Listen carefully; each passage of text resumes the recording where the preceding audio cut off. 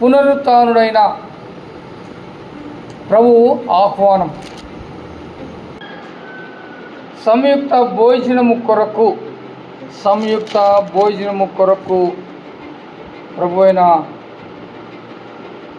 ప్రభువు ఆహ్వానము. ప్రియ దేవుని సంగమా, దేవుని బిడలారా, చదవబడిన లేఖన భాగమును మనం గమనించినట్లయితే రాజుల మొదటి గ్రంథము 19వ అధ్యాయము మొదటి 8 వచనములు, దావీదు కీర్తన 23వ దావీదు కీర్తన, అపోస్తల కార్యములు 27వ అధ్యాయము 27 నుంచి 36 వరకు, యోహాను సువార్త 21వ అధ్యాయం మొదటి 14 వచనాలు. అదే రీతిగా 2వ రాజులు 4వ అధ్యాయము 38 నుంచి 44 వరకు, ప్రకటన గ్రంథం 3వ అధ్యాయము 14 నుంచి 22 వరకు కూడా ఈ యొక్క భోజనములకు ఆహ్వానం అనేది మనము గమనిస్తూ ఉంటాం. ప్రియ దేవుని సంగమా, దేవుని బిడ్డలారా, యేసు క్రీస్తు ప్రభువు వారు పునరుత్థానమైన తర్వాత ఇది 2వ ఆదివారము. ఈ 2వ ఆదివారములో మనకిచ్చిన అంశం అనేది సంయుక్త భోజనము కొరకు పునరుత్థానుడైన ప్రభువు ఆహ్వానము. దేవుడు మనల్ని పిలుస్తూ ఉంటున్నాడు. ఎవరైతే పునరుత్థానుడైన దేవుడు తానే మనను పిలుస్తూ ఉంటున్న క్రమము చూడండి. ఆకలి కొనుక్కున్న మనలను ఆయన జీవవాక్కు చేత సంతృప్తి పరచటానికి దేవుడు నిన్ను నన్ను పిలుస్తూ ఉంటున్నాడు. మనం గమనించినట్టయితే యోహాను సువార్త 4వ అధ్యాయంలో సమరయ స్త్రీ అక్కడికి ఆ బావి దగ్గరికి వచ్చి నీళ్లు తోడుకోవడానికి వచ్చినప్పుడు దేవుడు యేసుక్రీస్తు ప్రభువు వారు ఆమెతో మాట్లాడుతున్నాడు. నేనిచ్చు జీవజలములు త్రాగిన వాడు ఎప్పటికి కూడా తప్పికొనడు. యోహాను సువార్త 6వ అధ్యాయంలో మనం గమనించినట్టయితే కూడా నేనే జీవాహారమును అని అక్కడ యేసుక్రీస్తు ప్రభువు వారు సంబోధిస్తూ ఉంటున్నాడు. పునరుత్థానుడైన దేవుడు తానే పిలుస్తున్నాడనేది మనము ప్రకటన గ్రంథము 3వ అధ్యాయము 20 వచనం కూడా చూస్తాం. హృదయం అనే తలుపు దగ్గర ఉండి తడుతూ ఉంటున్నాడు. ఎవరైతే ఆయన స్వరము విని తలుపు తీస్తారో వానితోనూ తనతోనూ ఇద్దరు కూడా సహవాస భోజనము చేస్తారు. అక్కడ దేవుడు యేసుక్రీస్తు ప్రభువు వారు దర్శనములో యోహానుకు తెలియజేస్తూ ఉంటున్నాడు. అది మనం గమనించాలి.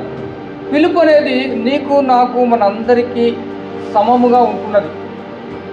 అది విని దానికి లోబడిన వారికి సమృద్ధిని సంతృప్తిని దేవుడు కలగచేస్తూ ఉంటాడు.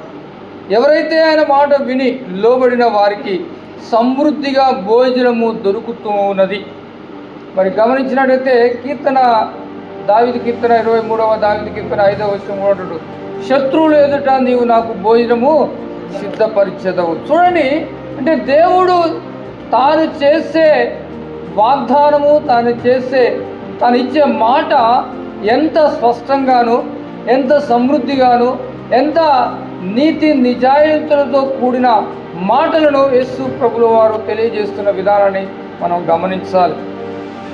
మన రక్షణ కొరకు ఆయన ఏకైక కుమారునిగా విమోచన క్రయధనముగా తనైన దేవుడు మన కొరకు పంపించున్నాడు. మన పాపం అనే దాస్యముల్లో కొట్టుమిట్టులాడుతూ ఉంటున్నాం.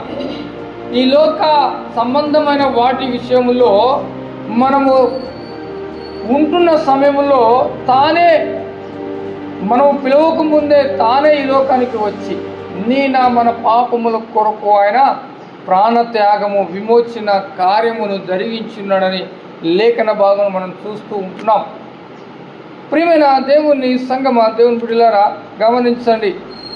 దేవుని యొక్క అత్యున్నతమైన ప్రత్యక్షతను చూపించుట కొరకు దేవుడే మానవుడిగా ఈ లోకములో ఉద్భవించి ఉంటున్నాడు. ఇక మన పత్రికల్లోనూ సువార్తల్లోనూ మనం గమనించినట్టయితే దేవుడు శిష్యులను సువార్తలు దేవుడు శిష్యులను పిలుస్తుంటున్నాడు. తినడానికి ఆహారం ఏమైనా మీ దగ్గర ఉన్నదా? రండి, ఇక్కడ కాల్చబడిన చేపలు రొట్టెలున్నాయి, తీసుకుని తినండి అని దేవుడే వారితో మాట్లాడుతూ ఉంటున్నాడు. అంటే మానవుని యొక్క ఆకలిని ఆయన గమనిస్తూ ఉంటున్నాడు, అవసరతను గమనిస్తూ ఉంటున్నాడు. వారికి కావలసినది తప్పకుండా నేను దయచేయాలి, నా బాధ్యత, నన్ను వెంబడించే వారికి నేను సహాయపడాలి అనే ఆలోచనతో యేసుక్రీస్తు ప్రభుల వారు నిన్ను నన్ను మరి ఆహ్వానిస్తూ ఉంటున్నాడు, సహాయపడుతూ ఉంటున్నాడు. అయితే దానికి ఒక కండిషన్ పెడుతుంటున్నాడు. మొదటిగా నా నీతిని, నా రాజ్యమును మీరు వెతకండి అంటున్నాడు. మత్తయి సువార్తలో గమనించినట్టయితే ముందుగా నా నీతిని, నా రాజ్యమును మీరు వెతకండి, మీకు ఏది అవసరమో అది తప్పకుండా నేను నెరవేరుస్తాను, తీరుస్తానని ఆయన సెలవిస్తూ ఉంటున్నాడు. ప్రియమైన దేవుని సంగమా, దేవుని పిల్లరా, తను చదవబడిన లేఖన భాగంలో గమనించినట్లయితే ఏలియా ప్రాణభయంతో పరిగెడుతూ ఉంటున్నాడు.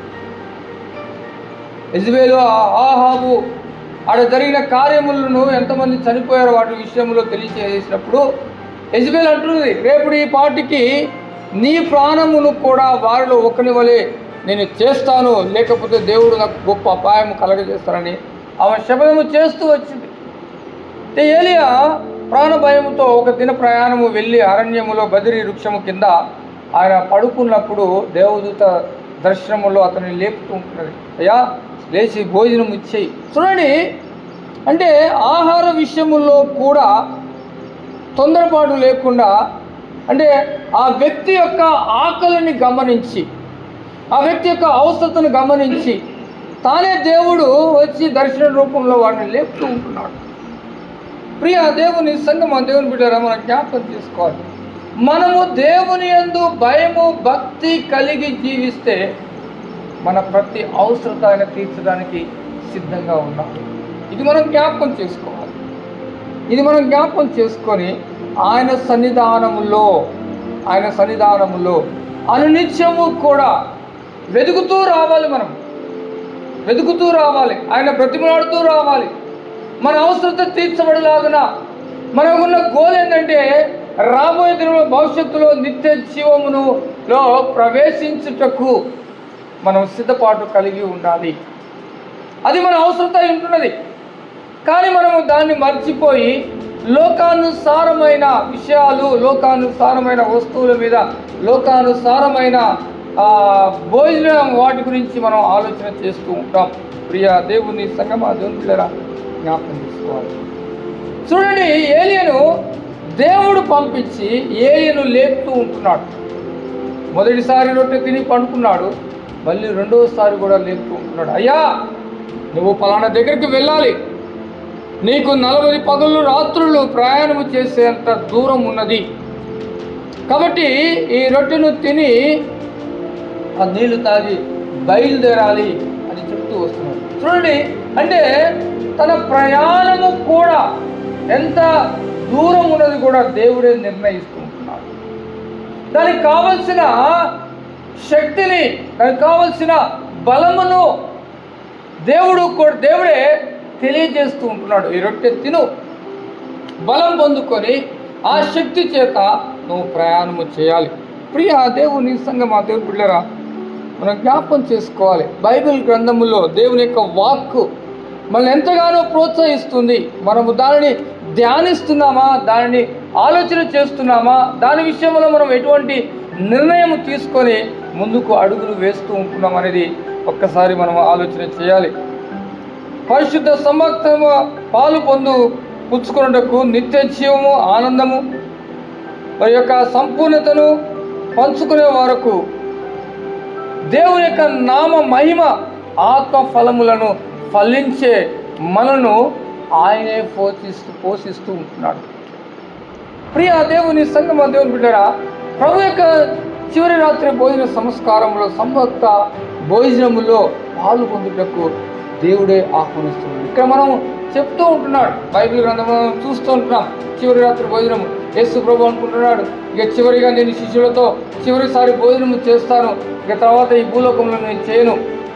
పరలోకం వెళ్ళిన తర్వాత అక్కడ చేస్తానని తనలో తాను అనుకున్న సమయంలో యేసు ప్రభువు వారు తన శిష్యులిద్దరు పిలిచి మన కొరకు పస్కాను ఏర్పాటు చేయండి. దేవుడు చూడండి, యేసుక్రీస్తు ప్రభువు వారు చూడండి, ముందుగానే అన్ని ఆలోచనల చేత ఏ రీతిగా ఆ భోజన సంస్కారం అనగా మన అవసరతను తీర్చాలో కూడా ఆయన ఆలోచన చేసుకుంటున్నాడు. వారి యొక్క సహవాసము, ఆత్మీయమైన సహవాసం అనేది చాలా ప్రాముఖ్యమైనది. యేసుక్రీస్తు ప్రభువు వారు 3.5 సంవత్సరాలు శిష్యులతో చేసిన సహవాసము, ఈ చివరి రాత్రి భోజన సంస్కారం యొక్క సహవాసం అనేది చాలా ప్రాముఖ్యమైనది. ఆ సహవాసములో ఎన్నో కార్యములు మనం చూస్తూ ఉంటున్నాం. యేసు ప్రభువు వారు తన శిష్యుల యొక్క పాదములు కడుగుట, మరి తనను అప్పగించబడే వ్యక్తి విషయంలో మాట్లాడుకుంటున్నాడు. మరి శిష్యులు కూడా నన్ను విడిచి వెళ్ళిపోతారు అని ఎన్ని రకాలుగా, ఎన్ని విధాలుగా ఆడ జరుగుతూ వస్తూ ఉంటున్నాయి, తెలియజేస్తూ వస్తున్నాయి. ఇవన్నీ కూడా క్రియారూపముగా జరుగుతూ వస్తూ ఉంటున్నాయి. ప్రియ దేవుని సంగమా, దేవుని బిడ్డలారా, మన జ్ఞాపకం చేసుకోవాలి. దేవుడు మన అవసరతను ఏ రీతిగా తీరుస్తుంటున్నాడో దావీదు కీర్తన 23వ దావీదు కీర్తన తెలియజేస్తుంటున్నాడు. 23వ దావీదు కీర్తనలో మనము గమనించినట్టయితే దేవుని యొక్క బాధ్యత, అక్కర అక్కడ మనం చూస్తూ ఉంటాం. 3 స్వభావములను, వ్యక్తిత్వములను మనం చూడగలుగుతూ ఉంటాం. 3 స్వభావములుగా మనం చూస్తూ ఉంటాం. ఒకటి, దేవుని అక్కర బాధ్యత ఒక్కొక్క మనిషిని హృదయమందు దేవుడు పెడుతూ వస్తూ ఉంటున్నాడు.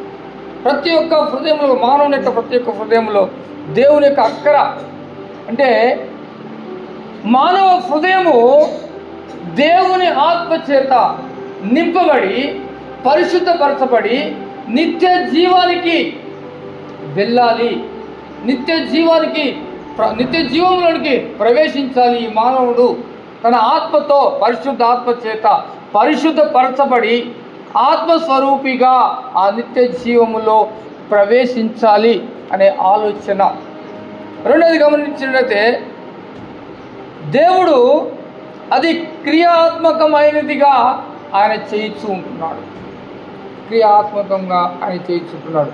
అదే ప్రభు యొక్క చివరి రాత్రి భోజన సంస్కారము, సిలువలో చేసిన విమోచన కార్యము.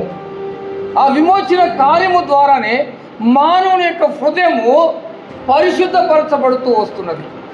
ఇంకా దేని ద్వారా కూడా అన్నపానముల చేత కాదు, శరీర అవసరత గురించి కాదు, లోక అనుభవం గురించి కాదు, దేవుని యొక్క, క్రీస్తు యొక్క విమోచన కార్యం, తన యొక్క ప్రాణము, తన యొక్క రక్తమును ద్వారా మానవుని యొక్క హృదయమును పరిశుద్ధపరచబడటం అనేది మనము గమనిస్తున్నాం. మూడోది గమనించినట్లయితే అది సంపూర్ణమైనదిగా చేసి ఉంటున్నాం. ఏదో పైన చేయలేదు, అది సంపూర్ణముగా చేయబడది. అక్కడ అనేది దేవుడు గమనించాడు.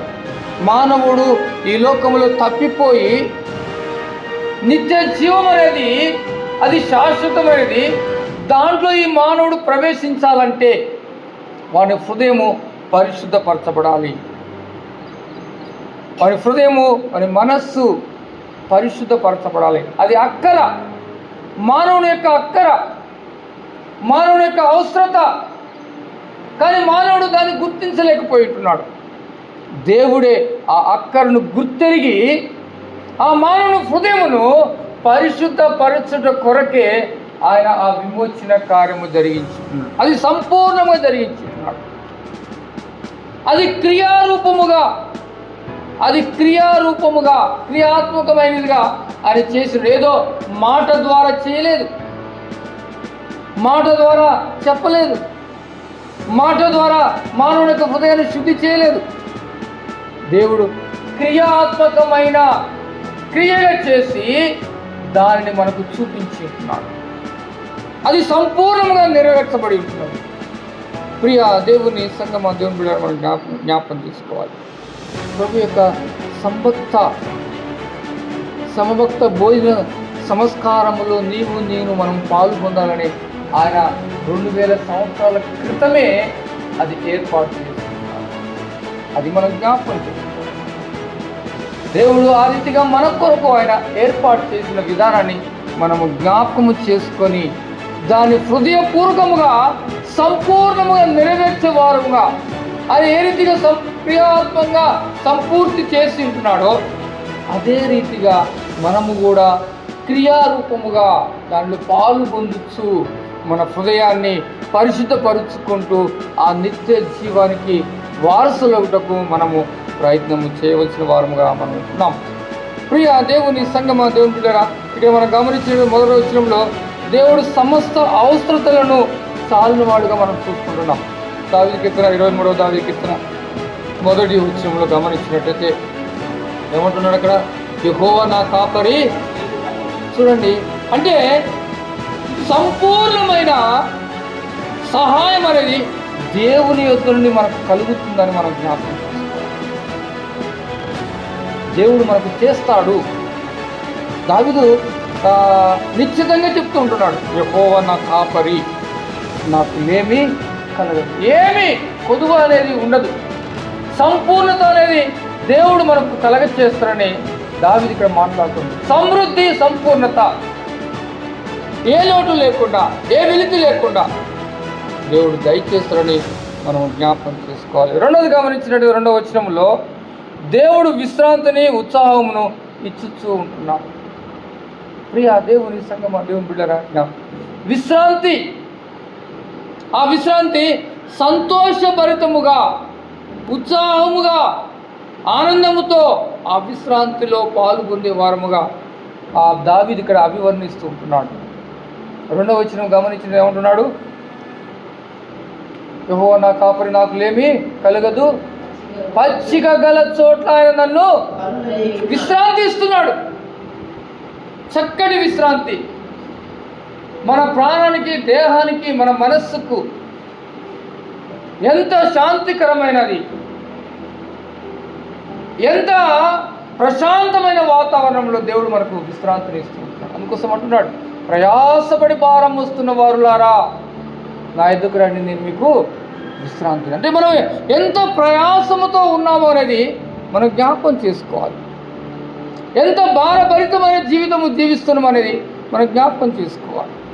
ఈ లోకంలో ప్రతి దాని కొరకు మనము ఆరాటపడుతున్నాము, శ్రమ పడుతున్నాము, దుఃఖపడుతున్నాము, వేదన పడుతున్నాము. ఏదో అలసిపోయిన దేహములతో, అలసిపోయిన మనస్సుతో, అలసిపోయిన హృదయంతో మనము ఈ లోకంలో జీవిస్తూ ఉంటున్నాం. అదే దేవుని యొద్దకు వస్తే, ఆయన యొద్దకు వస్తే నీకు సమృద్ధి, విశ్రాంతి, సంపూర్ణత, ఏ లోటు లేకుండా ఆయన కలగజేస్తారని ఇక్కడ మనం చూస్తూ ఉంటున్నాం. చూడండి, 3వది గమనించినట్టయితే దేవుడు మార్గనిర్దేశము చేయించు ఉంటున్నాడు, మార్గమును చూపిస్తూ ఉంటున్నాడు. యేసుక్రీస్తు ప్రభువు అని అంటున్నాడు, నేనే మార్గము అంటున్నాడు. మార్గం అంటున్నాడు. ఈ మార్గంలో నడిస్తే మనకు చూపిస్తున్నాడు, నిర్దేశిస్తూ ఉంటున్నాడు. ఈ మార్గంలో నడవాలి, ఈ మార్గంలో ముందుకు నడిస్తే నీకు నిత్య జీవం అనేది దొరుకుతూ ఉంటుంది. మార్గంలో తెలియజేస్తుంటున్నాడు. ఈనాడు మనము కూడా ప్రపంచంలో, భారతదేశంలో, మన తెలంగాణ ఎక్కడైనా మన బంధువుల వద్దకు తెలియని ప్రదేశానికి వెళ్ళినప్పుడు మనం గూగుల్ అడుగుతూ ఉంటున్నాం, లొకేషన్ పెట్టుకొని అక్కడికి వెళ్తూ ఉంటున్నాం. ఆ దేవుని సంగమ దేవుని బిడ్డలారా, యేసుక్రీస్తు ప్రభువు వారు కూడా ఆ నిత్య జీవముకు వెళ్ళటానికి ఒక మార్గమును నిర్దేశిస్తూ ఉంటున్నాడు, ఒక మార్గము చూపిస్తూ ఉంటున్నాడు. ఆ మార్గంలో నువ్వు ప్రయాణం చేస్తే నీవు చేరవలసిన గమ్యస్థానము, నీకు రావాల్సిన సమృద్ధి, విశ్రాంతి, సంతోషము దేవుడు మనకు అందిస్తారని మనం 3వ వచనం మనం గమనించగలను. 4వ వచనం గమనించినట్టయితే దేవుడు భద్రపరుస్తూ ఉంటున్నాడు, ఓదారుస్తూ ఉంటున్నాడు. ప్రియ దేవుని సంగమ దేవుని బిడ్డ, 4వ వచనం చదవండి. గాఢాంధకారపు లోయల్లో నేను సంచరించినను, ఏ అపాయములకు నేను భయపడను. చూడండి ప్రియ దేవుని సంగమ దేవుని బిడ్డ, దేవుడు మనకు ఎంత మార్గమును చూపిస్తుంటున్నాడు. ఎటువంటి ఆటంకములు లేకుండా ఆయన దుడ్డుకర మనకి తోడుగా ఉంటుంది అంటున్నాడు. ఆయన దుడ్డుకర మనల్ని నడిపిస్తుంటున్నాడు. ఆయన దుడ్డుగర్ర మనకి కాపలా ఉంటున్నది. మనకి ఏ అపాయం రాదు. నిశ్చితంగా మనం ప్రాణం చేయండి. నువ్వెంత గాఢాంధకారపు లోయల్లో సంచరించిన కనుక, ఎంత భయంకరమైన సిచ్యువేషన్లలో, ఎంత ప్రాణాపాయ స్థితుల్లో కూడా, ఎంత కఠినమైన నిర్ణయాలతో మనకు రాబోయే అపాయముల నుండి కూడా ఆయన కాపాడుతాడని ఇక్కడ మనము గమనిస్తూ ఉండాలి. ఆయన దుడ్డుగర్ర మనల్ని కాపాడు.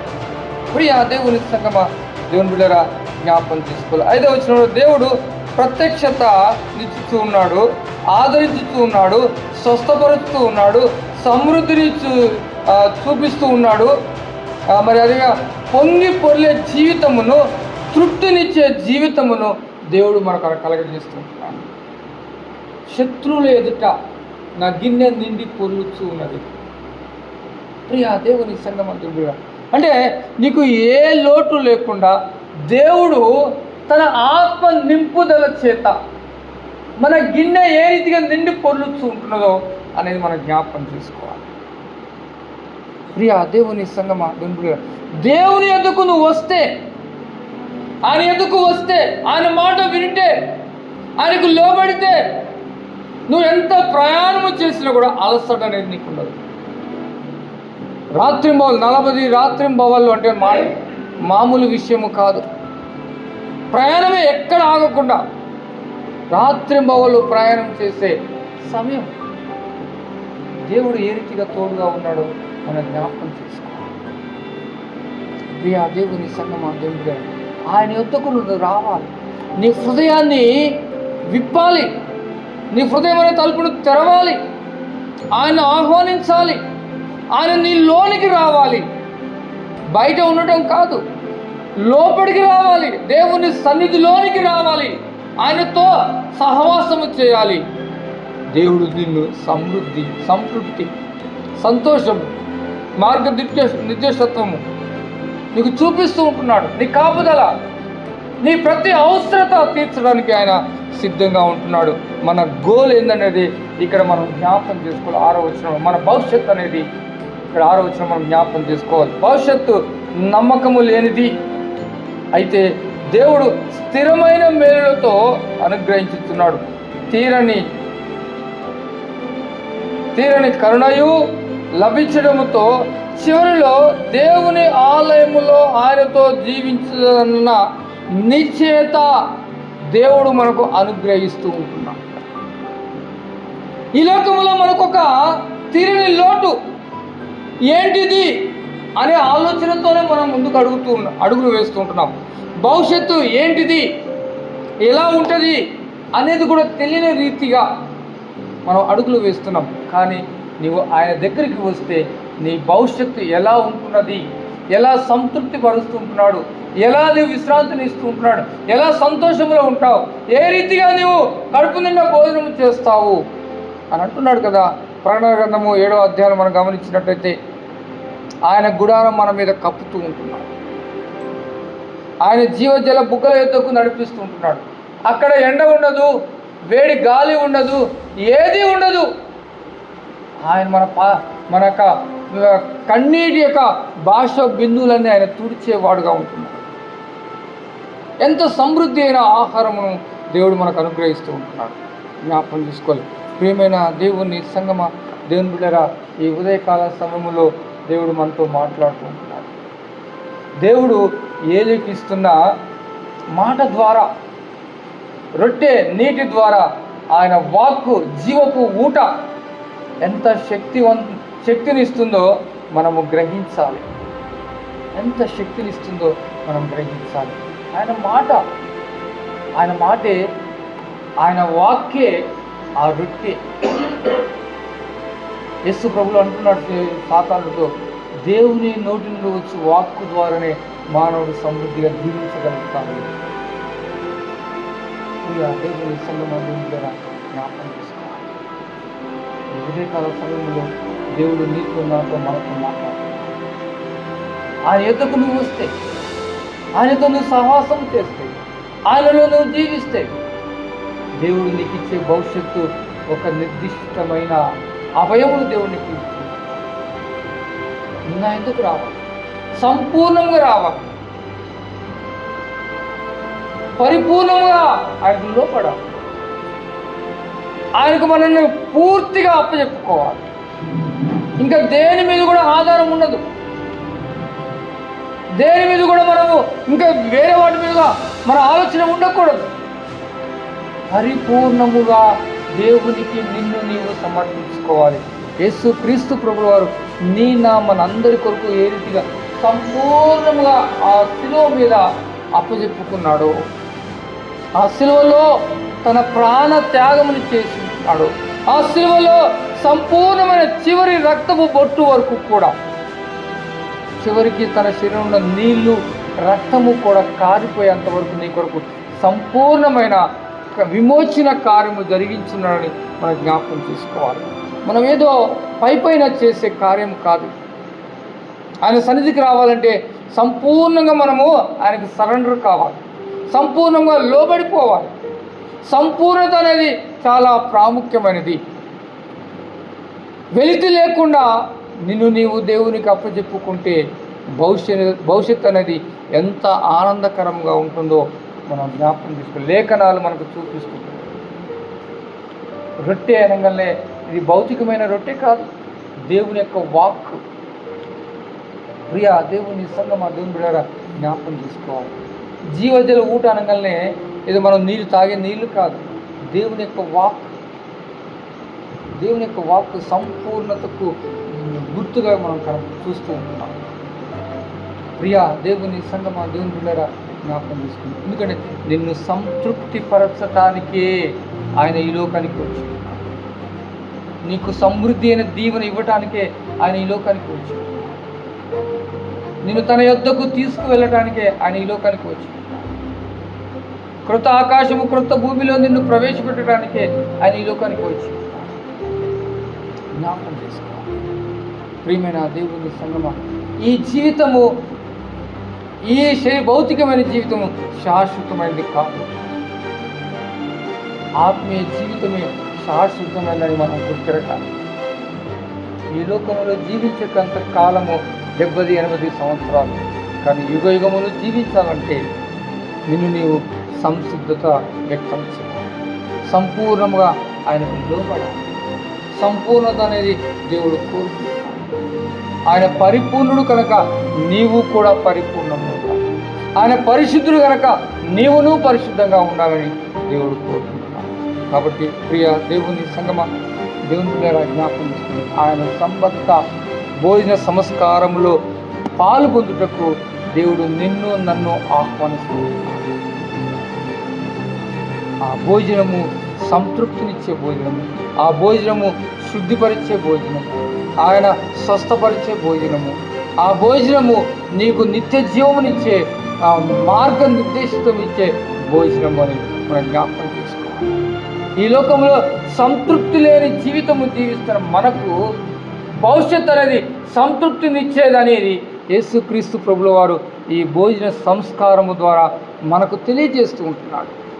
ఈ భోజన సంస్కారము నువ్వు చేస్తే ఏ రీతిగా చేయాలంటే పరిపూర్ణముగా ఆయనకు సరెండర్ కావాలి, పరిపూర్ణంగా ఆయనకు లోబడాలి, పరిపూర్ణంగా నిన్ను నీవు అప్పచెప్పుకోవాలి.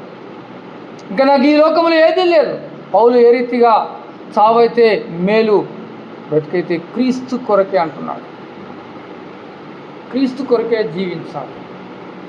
చావైతే మేలే, ఎందుకంటే ఈ లోకంలో నాకు ఏది కూడా ఆయనకు అంటదు. చావైతే క్రీస్తు దగ్గరికి వెళ్ళిపోతాం, నిత్య జీవనం చేరుకుంటున్నా. అదే బ్రతికితే క్రీస్తు కొరకే నేను బ్రతకాలి, జీవించాలని ఒక స్థిరమైన నిర్ణయం మనం తీసుకోవాలి. ఈ లోక బాంధత్వములు, ఈ లోక బంధాల ద్వారా, ఈ లోక అవసరతల ద్వారా మనము దేవునికి ఎక్కువ సమయాన్ని కేటాయించలేకపోతున్నాం. కానీ ఉన్న సమయాన్ని కూడా వ్యర్థమైన, ఈ లోకంలో వ్యర్థమైన వేటిని కూడా మనము ముందు పెట్టుకోక దేవునికి ఆ సమయాన్ని ఇచ్చే విధముగా మనము సిద్ధపడాలి. ఆ సిద్ధపాటు కొరకే దేవుడు నిన్ను నన్ను పిలిచి ఆయన చేసిన సంపూర్ణమైన ఆయన శరీర రక్తములు భోజనములో పాల్గొందమని నిన్ను నన్ను ఆహ్వానిస్తుంది. పిలుపునిస్తుంటున్నాడు.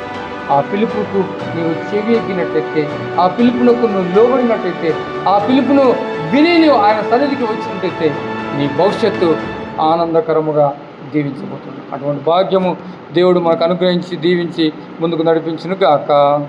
ఆమేన్.